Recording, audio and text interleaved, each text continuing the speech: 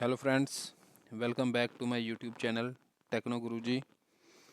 आज हम आपके लिए लेके आए हैं रबड़ प्रोसेसिंग इशू।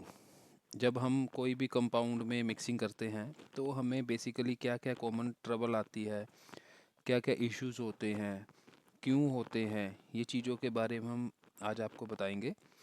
तो रबड़ प्रोसेसिंग प्रॉब्लम्स, इसमें जैसे भी हमारे रबड़, कार्बन, ऑयल, इंग्रेडिएंट मिक्स होते हैं, मिक्सिंग के दौरान, डंपिंग के दौरान क्या क्या ट्रबल्स हैं, उसको हम वन बाय वन डिस्कस करेंगे। जो कि मेन कॉमन प्रॉब्लम मिक्सिंग में हर इंडस्ट्री में हर कोई कॉमन जो वहाँ पे कंपाउंडर रहता है, जहाँ ऑपरेटर रहते हैं, वो फेस करते हैं।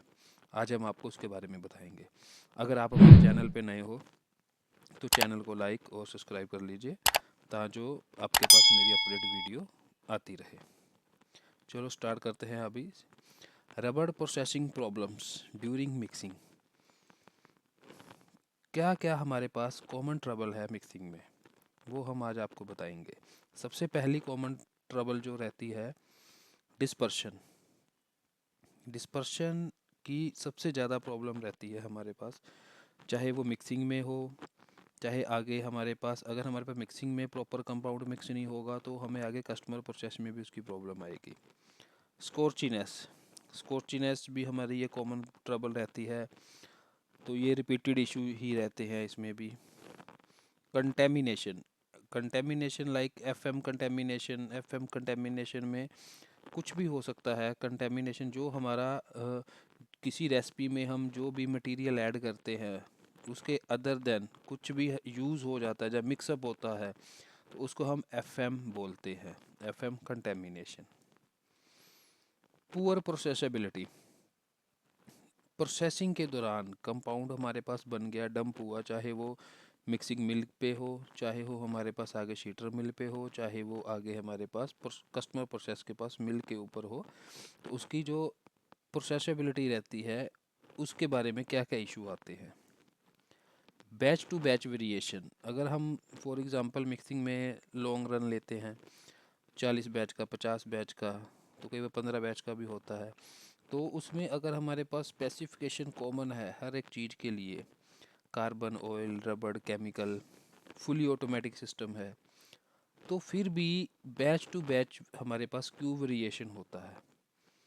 उसमें कई बार 15 बैच में से 15 के 15 एनजी हो जाते हैं विद इन सेम सीक्वेंस। आज एनजी हो गए, कल ओके हो गए, परसों भी ओके हो गए। जहाँ 15 बैच में से हमारे पास 6 बैच एनजी हो गए, 4 ओके हो गए, 2 हमारे पास बाउंड्री पे ओके हो गए। तो इस तरह का जो वेरिएशन मोस्टली रहता ही रहता है टायर इंडस्ट्री में। तो अभी हम आपको स्टार्ट करके बताएंगे वन बाय वन जो भी हमने लास्ट डिस्कस किया था। तो सबसे पहले हमारे पास आता है डिस्पर्शन। इसको हम पुअर डिस्पर्शन भी बोलते हैं। ये हमें मिक्सिंग के टाइम भी पता चल जाता है, नहीं तो कस्टमर प्रोसेस वाले तो हमें रिपोर्ट करवा ही देते हैं। तो इसके लिए क्या रहता है हमारे पास, batch size is not proper. अगर हमारे पास ओवर और अंडर बैच साइज होगा तो मिक्सिंग प्रॉपर नहीं होगी। ओवर में क्या रहेगा, जो हमारी रैम है वो मटेरियल को अच्छे से कंप्रेस नहीं कर पाएगी, प्रॉपर इनकॉर्पोरेशन नहीं होगी, जो कि रबड़ के मॉलिक्यूल्स की चेन ब्रेक हो और उसके अंदर कार्बन और अदर चीज़ें आए। और सेकंड में क्या होता है, अगर हमारे पास बैच वेट ही कम है तो वो क्या होता है, जो रैम अपनी पोजीशन पे आकर रुक जाएगी और उसके अंडर में जो मटेरियल रहेगा वो फ्रीली मूव करेगा, तो उसके ऊपर प्रेशर नहीं बन पाएगा। तो इसीलिए तो batch size is the main reason. The second one is the mixing time is insufficient. हमारे पास एक सीक्वेंस होता है, मिक्सिंग टाइम सीक्वेंस। अगर आपने नहीं देखा तो मेरी वीडियो है, मैं उसका आपको लिंक डाल दूंगा, आप उसमें जाके देख लेना। साइकिल टाइम के बारे में भी मैंने बताया हुआ है। उसमें हर एक स्टेप डिफरेंट डिफरेंट होता है। क्यों? क्योंकि उसका पर्पस होता है। जो हमारे रबड़ का, केमिकल का, ऑयल का बिहेवियर रहता है, उस हिसाब से हम उसमें सारी चीज़ें डालते हैं। अगर हम उसको टाइम और सीक्वेंस के हिसाब से ऊपर नीचे कर देंगे तो उसके जो रिजल्ट्स हमें चाहिए वो नहीं आएंगे, उसमें कुछ ना कुछ डिफरेंट ज़रूर होगा। Filler addition is not in the proper time. देखो वही, फिर वही सेम चीज़ रिपीट हुई। क्योंकि फिलर क्या है हमारी, अगर हम बात करें टायर इंडस्ट्री में या रबड़ इंडस्ट्री में, मिक्सिंग इज़ द बैकबोन। और अगर हमें पूरे मिक्सिंग में बात करें तो कार्बन इज़ द बैकबोन। तो इसी से ही हमारी सारी प्रॉपर्टी आती है। रबड़ में कुछ नहीं है जब तक हम उसमें कार्बन नहीं डालते। ओवर एज्ड रबड़, हमारे पास कुछ भी रबड़ है वो डिग्रेडेड हो गई है टेम्परेचर के कारण, जहाँ हम ओपन में रखी हुई है, गर्मी आ गई सर्दी आ गई तो वो मेल्ट होना शुरू हो जाती है, तो डिग्रेड होना शुरू हो जाती है। तो उसमें क्या होता है, जो उसकी प्रॉपर्टी है उसमें रिवर्जन आ जाता है, तो वो डिज़ायर प्रॉपर्टी नहीं दे पाती। Then moisture in filler and insufficient ram pressure, ये चीज़ हमने पहले भी डिस्कस करी है। इनसफिशिएंट रैम प्रेशर, अगर बैच वेट कम होगा तो रैम प्रॉपर उस पर नहीं आएगी, तो वो उसके ही रिलेटेड है। पहले क्या है, जो मॉइस्चर इन फिलर, अगर किसी भी फिलर के साथ साथ किसी में भी मॉइस्चर होगा तो वो क्या है, वो अपने अंदर किसी भी चीज़ को मिक्सअप नहीं होने देगा। वो मॉइस्चर के साथ मिक्स होगा, मटेरियल के साथ मिक्स नहीं होगा, तो इसीलिए उसमें डिस्पर्शन नहीं होगा। इनसफिशिएंट रैम प्रेशर में क्या है, अगर रैम प्रेशर हमारा डिज़ायर नहीं है, वो कम है, तो जब हमारे रोटर मिक्स करते हैं तो वो क्या होता है, उसके अंदर शेयर फोर्स जनरेट होती है, तो बैकवर्ड प्रेशर भी देता है। जैसे मान लो रबड़ में बैकवर्ड प्रेशर दिया तो रैम के साथ टकराया, अगर रैम उसको प्रॉपर होल्ड नहीं कर पाएगी, उसके ऊपर एयर प्रेशर इनसफिशिएंट होगा, तो वो क्या होगा, वो बैक प्रेशर से रैम ही ऊपर डाउन अप डाउन फ्लोटिंग में चली जाएगी, तो जिससे वो उसको होल्ड करके उसमें मिक्सिंग नहीं हो पाएगी। ये मेजर उसके रूट कोज है डिस्पर्शन के लिए। तो सेकंड में आता है स्कॉर्चीनेस। स्कॉर्चीनेस में, स्कॉर्च जिसको हम स्कॉर्च भी बोलते हैं, the word is scorch, almost dispersion और स्कॉर्च का रिलेशन ही रहता है। तो स्कॉर्चीनेस में क्या होता है, लोडिंग टेम्परेचर इज़ हाई, ठीक है, टेम्परेचर का सबसे पहला रोल रहता है इसमें। Second, insufficient cooling during mixing, हमारे मिक्सर के अंदर वाटर सर्कुलेशन होती है, ड्रॉप रैम चैम्बर, और उसके बाद आता है हमारे पास मिल।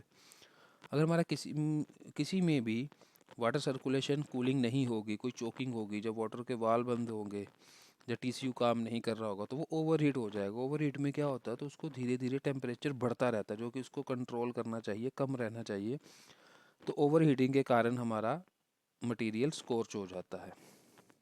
डम टेम्परेचर इज़ टू हाई, हमारे पास फाइनल में डम टेम्परेचर 100 डिग्री है, 95 डिग्री है, तो क्या है, हमारा टेम्परेचर 115 आ गया, तो क्या हुआ उसका, उसका TC90 क्योर टाइम जो है, जिससे वो स्कॉर्च हो रहा है, या उसको क्योर होना चाहिए, वल्केनाइज होना चाहिए, वो 95 की रिप्लेसमेंट में 115 डिग्री सेल्सियस तक चला जाएगा, 20 डिग्री। तो इट मीन्स कि वो तो क्योर होना स्टार्ट हो गया, तो इसीलिए उसमें स्कॉर्च के पार्टिकल बनना शुरू हो जाते हैं। Poor dispersion of vulcanization agent, हमारे पास जो भी वल्केनाइजेशन के एजेंट है, चाहे वो हमारे प्राइमरी हैं, सेकेंडरी हैं, सल्फ़र हुआ, CBS हुआ, TBBS हुआ, तो वो अगर प्रॉपर मिक्स नहीं होंगे तो उससे भी हमारा डिस्पर्शन भी ख़राब होगा, दूसरा जो हमारे स्कॉर्च है उसका भी चांस होगा। और इसका रोल हमारा, जो हम इसके पहले भी डिस्कस किया है, कि इसके बाद बैच टू बैच जो वेरिएशन होता है, इसमें भी उसका मेजर रोल होता है। अगर उसकी डिस्पर्शन अच्छी नहीं होगी, जैसे ही बैच डंप हुआ, स्कैटर डंपिंग हुई, छोटे छोटे लम्प्स फॉर्म में गिरे, कार्बन भी गिरा, फाइनल के केमिकल भी गिर गए, सॉरी, कार्बन जो है वो मास्टर में गिरेगा, फाइनल के केमिकल जब हम फाइनल करेंगे तब गिरेंगे। तो उसमें क्या होगा, अगर फाइनल के टाइम आपने डंपिंग करी, स्कैटर डंपिंग हुई, केमिकल स्कैटर्ड हो गया, तो वो क्या होगा, उसमें प्रॉपर मिक्सिंग नहीं हुआ, तो प्रॉपर रिजल्ट और प्रॉपर्टी नहीं आ पाएगी। Too high rotor speed, too high rotor speed का मतलब क्या होता है, मैक्सिमम स्पीड के ऊपर जब हम मिक्सिंग करते हैं फाइनल के टाइम, तो उसमें सडनली और फास्ट वे में उसमें टेम्परेचर शूटअप करता है, जो कि इसमें धीरे धीरे ग्रेजुअली इंक्रीज़ करना चाहिए, फिर उसके बाद डाउन आना चाहिए, फिर धीरे धीरे इंक्रीज़ करना चाहिए।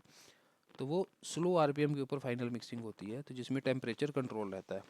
हाई में क्या है, एकदम टेम्परेचर शूट करता है, जिसकी वजह से आपने जैसे केमिकल डाला, मिक्सिंग हुई, शेयर फोर्स जनरेट हुआ, हाई टेम्परेचर हो जाएगा तो आपका कंपाउंड स्कॉच हो जाएगा। तो ये हमारे कुछ कॉमन और रिलेटिव इश्यूज रहते हैं स्कॉच के लिए। The third one is a contamination. Contamination होता है कि कुछ भी फॉरेन मटेरियल, कुछ भी अनवांटेड मटेरियल हमारा मिक्सिंग के टाइम उसमें लग जाए कंपाउंड के साथ, ट्रांसपोर्टेशन के साथ, वेइंग के टाइम, वो हमारा कंटेमिनेशन है, जो कि एक कैंसर का काम करता है रबड़ के लिए। सबसे पहला रीज़न है oil oil seepage from faulty oil seal in mixing. Like हमारे पास सील्स लगी होती है चैम्बर में, रोटर में, अंदर मिक्सिंग होती है, तो उसमें हम ग्रीसिंग ऑयल, लुब्रिकेशन ऑयल भी यूज़ करते हैं। तो उसमें क्या होता है, अगर कुछ लीकेज होगा तो उसमें हमारा थोड़ा थोड़ा ऑयल भी गिराएगा। या कई बार क्या होता है, हमारे ड्रॉप हुआ, उसकी सील है, साइडों पे नट बोल्ट पे ग्रीसिंग होती है, ग्रीसिंग ज़्यादा हो जाए तो वो क्या होता है, चलते चलते टेम्परेचर के कारण हल्की सी मेल्ट होनी शुरू हो जाती है, ऑयल ड्रॉप गिरने लग जाते हैं। जैसे ही कंपाउंड के साथ मिक्स होता है तो वो हमारा कंटेमिनेशन है, ऑयल कंटेमिनेशन। तो वहाँ से हमारा क्या है, वो सेपरेशन होता है। कंटेमिनेटेड इंग्रेडिएंट्स हुए, किसी में भी कुछ कंटेमिनेशन हुआ। Residual compound sticking to rotor, discharge door, hopper and ram door. जैसे फॉर एग्जांपल हमने एक कंपाउंड चलाया, ट्रेड का कंपाउंड चलाया, उसके बाद हमने अच्छे से प्रॉपर क्लीनिंग नहीं करी, ऑपरेटर ने नज़र नहीं मारी, उसका कुछ अमाउंट लगा रह गया, फीड डोर के साथ, ड्रॉप डोर के साथ अच्छे से क्लीनिंग नहीं करी, मिल के ऊपर लगा रह गया, तो हमने दूसरा कंपाउंड उसके ऊपर चला दिया, मान लो बुटाइल का कंपाउंड चला दिया, जहाँ साइड वॉल का कोई भी चला दिया, तो वो क्या होगा, वो एक कंपाउंड दूसरे कंपाउंड के लिए भी कंटेमिनेशन है। अब उसके बाद हमारा फोर्थ प्रॉब्लम आता है पूरा processability, ineffective control of mill roll temperature and friction ratio. Ineffective control of mill roll temperature वो सेम है, अगर हमारे पास मिल रोल का टेम्परेचर सही नहीं रहेगा, उसमें कोई कंट्रोल सिस्टम नहीं रहेगा, कोई चेकिंग पॉइंट नहीं रहेगा, तो उसमें जो सरफेस में टेम्परेचर का वेरिएशन रहेगा, पॉइंट्स टू पॉइंट वेरिएशन रहेगा, ठीक है। और अगर हमारे पास उसमें फ्रिक्शन रेशो रहेगी, बेसिकली फ्रिक्शन रेशो क्या होता है, दो रोल लगे होते हैं, जिसमें हमारा बैक रोल फास्ट होता है, फ्रंट रोल स्लो स्पीड में होता है, इसकी रेशो 1:1 1:1 1.13 और 1 पॉइंट समथिंग ऐसे होता है दोनों में। तो जिसकी वजह से क्या होता है, कंपाउंड पीछे वाला जो है वो मिक्स होके उसके ऊपर ही मिक्सिंग करता रहता है। नहीं तो सेम स्पीड होगी तो क्या होगा, सेम स्पीड में जैसी शीट आई वो सीधा नीचे चली जाएगी। तो एक रोल फास्ट होता है जो कि उसको खींचता रहता है, मिक्स करता रहता है, तो इसमें आपकी प्रोसेसिबिलिटी अच्छी नहीं होगी। कंपाउंड विस्कोसिटी इज आइदर लो और टू हाई। अगर हमारे पास कंपाउंड की विस्कोसिटी ज़्यादा हाई होगी तो वो हार्ड हो जाएगा। नॉर्मल स्टेप में आपके पास 30 बैच का लोट है, 10 बैच में आपकी विस्कोसिटी फर्स्ट स्टेप में ओके, सब ओके थी, बाकियों में कम थी। जब आप उसको रीमिल कर रहे हो तो आपके जो स्टार्टिंग के बैच चलेंगे 15 वही सेम जिसकी मुनी नॉर्मल थी, तो सिंगल कट मारा उसने, उसके बाद हाफ कट मारा, अच्छे से मिक्सिंग हुआ, उसने पास ऑन कर दिया। जैसे ही हाई विस्कोसिटी का आ जाएगा तो वो सिंगल कट मारेगा तो छोटे छोटे पीसीज उसमें गिरने शुरू हो जाएंगे, तो उस केस में उसको उसके ऊपर ज़्यादा टाइम लगाना पड़ेगा, जिसमें प्रोसेसिबिलिटी ख़राब हुई।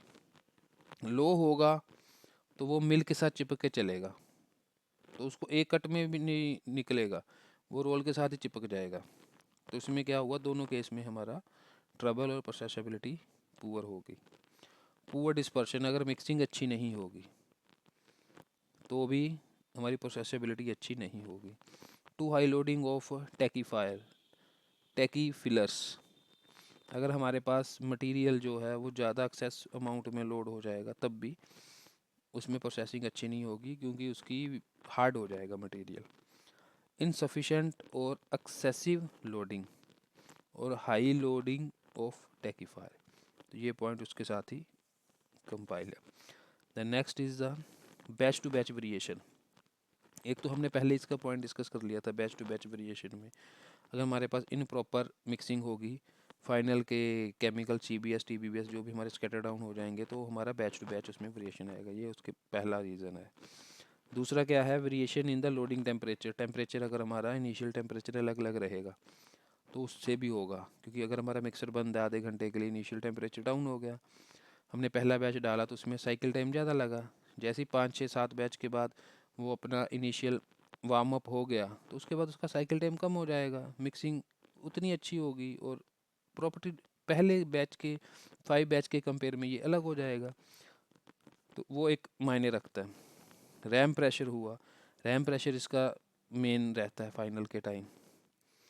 Third one is the variation in dump temperature and temperature different level of dispersion. Dump temperature अगर हमारा आरटीडी या पायरोमीटर लगा हुआ है वो हमारा डिफरेंट है, उसमें हमारा वेरिएशन है, उसके ऊपर कहीं रबड़ लग गई वो सेंस नहीं कर रहा तो वो उसमें वेरिएशन देता है। तो ये हमारे रीज़न है बैच टू बैच वेरिएशन के। Thank you. ये था हमारा आज का टॉपिक, रबड़ प्रोसेसिंग प्रॉब्लम्स, जिसमें हमने 5 कॉमन प्रॉब्लम को डिस्कस किया है तो उसके फैक्टर के ऊपर भी हमने डिस्कस किया है। होप आपको ये टॉपिक समझ में आया होगा। अगर आपकी कोई भी क्वारी हो तो आप मुझे कमेंट करके पूछ सकते हो। Thank you for watching my YouTube channel. Thank you.